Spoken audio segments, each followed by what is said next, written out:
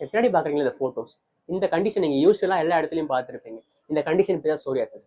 இந்த psoriasis patient பொறுத்த வரைக்கும் யூஸ்வலி அவங்க காலையில் எழுந்திருக்கும் போது ஒவ்வொரு நாளும் அவங்க கஷ்டப்படுவாங்க. ஏன்னு கேட்டீங்கன்னா, அவங்க காலையில் எழுந்திருக்கும் போது அவங்க சுத்தி அவங்க அவங்க இடத்த சுத்தி மீன் செதில்களா கிடக்கும். என்ன இது அப்படின்னு கேட்டீங்கன்னா, இந்த செதில்கள் வந்துட்டு யூஸ்வலா ஒரு மனுஷனுக்கு ஒரு 30 நாள்ல ப்ராஃபிட் ஆகிற ஸ்கின் வந்துட்டு அவங்களுக்கு 3 நாள்ல இருந்து 4 நாள்லயே அவங்களுக்கு கொட்டிடும். ஸோ இந்த கண்டிஷனால தான் அவங்களுக்கு வந்துட்டு ஈஸியா அந்த உடம்புல இருக்கிற ஃபிளேக்கா ஸ்கேலா அவங்களுக்கு கொட்டிடுது. இந்த கண்டிஷன் வந்துட்டு என்னன்னா, யூஸ்வலி அவங்க இன்ஃபீரியாரிட்டி காம்ப்ளெக்ஸை உண்டாக்கிட்டு அவங்க மென்டலி தே ஆர் நாட் ஃபைன்ன்ற மாதிரி அது உண்டாக்கிடும்.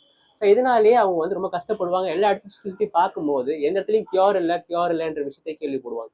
ஸோ ஒரு டிஃப்ரெண்ட் ஆஸ்பெக்ட்ல யோசிச்சு பாருங்களேன். ஹோமியோபதி என்ற ஒரு மெடிசன் வந்து இந்த விஷயத்துக்கு வந்து நல்ல ஒரு இம்ப்ரூவ்மெண்ட் கொடுக்கும்ன்ற நீங்க யோசிச்சு பார்த்தீங்கன்னா, இந்த கண்டிஷன் வந்து யூஸ்வலி ஹோமியோபதியில நல்ல நல்ல இம்ப்ரூவ்மெண்ட்ஸ் உங்களுக்கு கிடைக்கும். இந்த கண்டிஷனுக்கு வந்துட்டு ஹோமியோபதி எப்படி ட்ரீட் பண்ணணும்னா, யூஸ்வலி ஒரு மரம் இருக்குன்னு வச்சுக்கோங்களேன். அந்த மரத்தை நீங்க மேலோட்டமா வேற வெட்டிட்டே இருக்கீங்க அப்படின்னா யூஸ்வலி அது வந்து வளர்ந்துரும். நீங்க அதோட ரூட் காஸை ஃபைன் பண்ணி அந்த ரூட் காஸை நீங்க வெட்டினீங்கன்னா அப்போ அந்த கண்டிஷன் சீக்கிரமா சரியாகிறதுக்கான வாய்ப்புகள் உண்டு. யூஸ்வலி நீங்க போற எல்லா ஆயின்மெண்ட்ஸுமே எல்லாத்தையும் சப்ரஸ் தான் பண்ணிட்டு இருக்கு. யூஸ்வலி அமைக்க வச்சு என்னதான் பண்ண போறீங்க? அது உங்களுக்கு ஒரு காலத்துல பெரிய பிரச்சனை பண்ணி தான் விட போகுது. ஃபார் மோர் ரிலேட்டட் இன்ஃபர்மேஷன் கீழே இருக்கிற நம்பருக்கு கால் பண்ணுங்க. We will help you out. Thank you.